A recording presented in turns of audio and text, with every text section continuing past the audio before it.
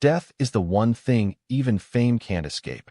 No matter how powerful, wealthy, or adored, every celebrity faces that final moment, the moment when the lights fade and only silence remains.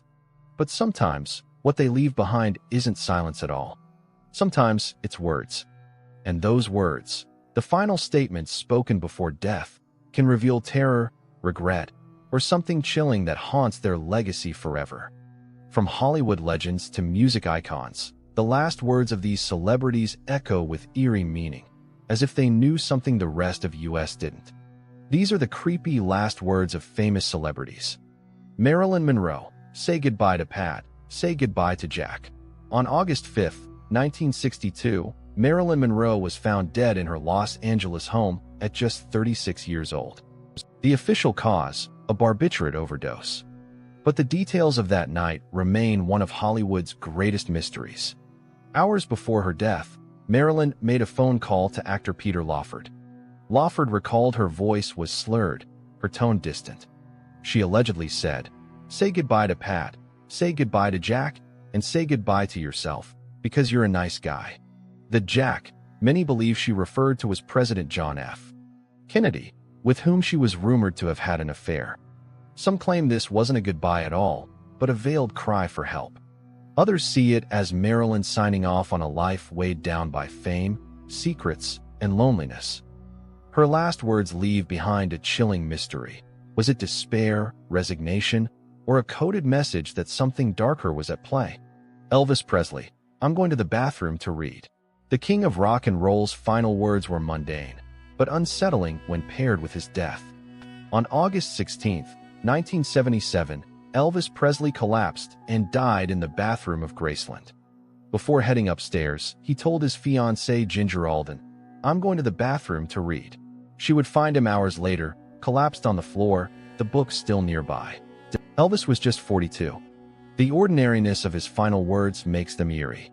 One of the greatest performers of all time, a man whose voice electrified the world, left this life on a quiet, routine note, making his sudden end feel all the more tragic. Steve Jobs, oh wow. Oh wow.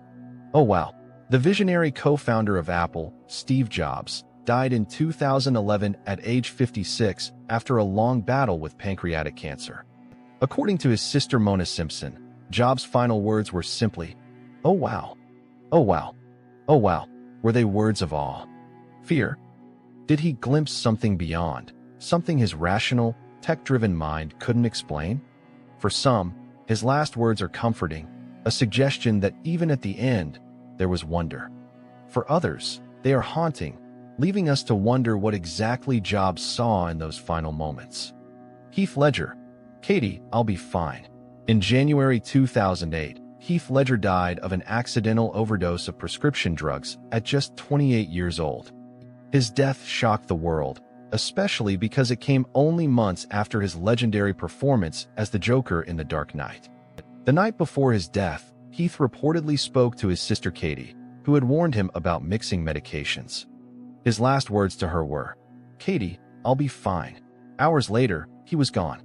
Those words ring with eerie irony, as if Heath himself couldn't comprehend the danger he was in. To fans, it felt like the final, haunting chapter in a career filled with brilliance cut tragically short.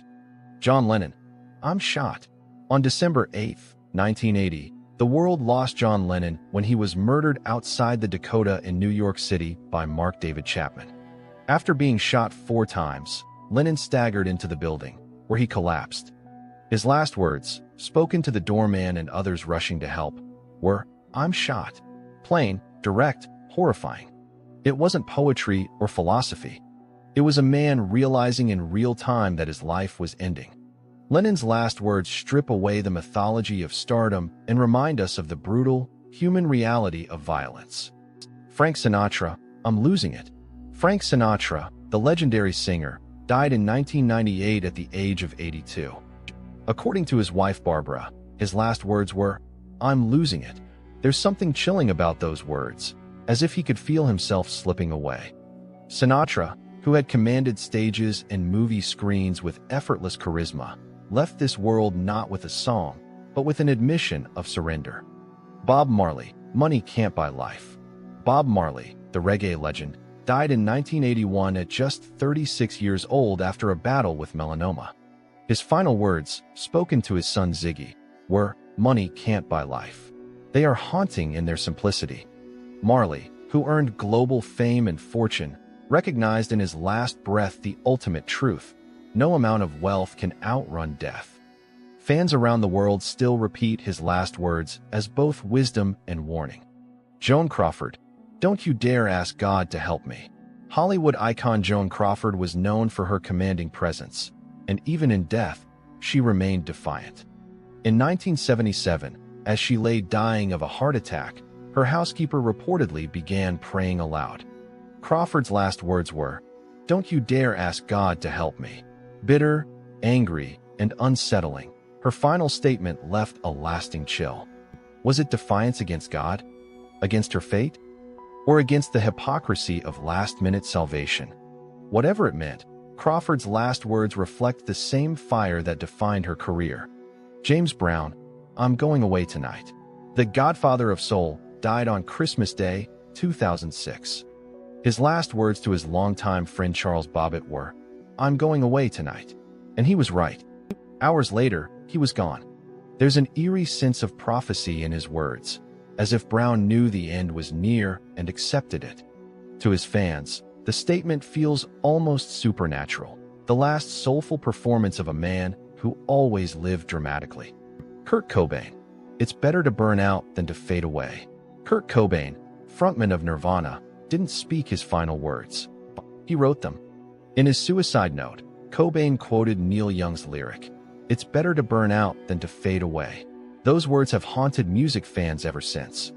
Whether he meant them literally or as part of the performance of his farewell, they became the ultimate expression of his pain, his disillusionment with fame, and his refusal to grow old in the spotlight.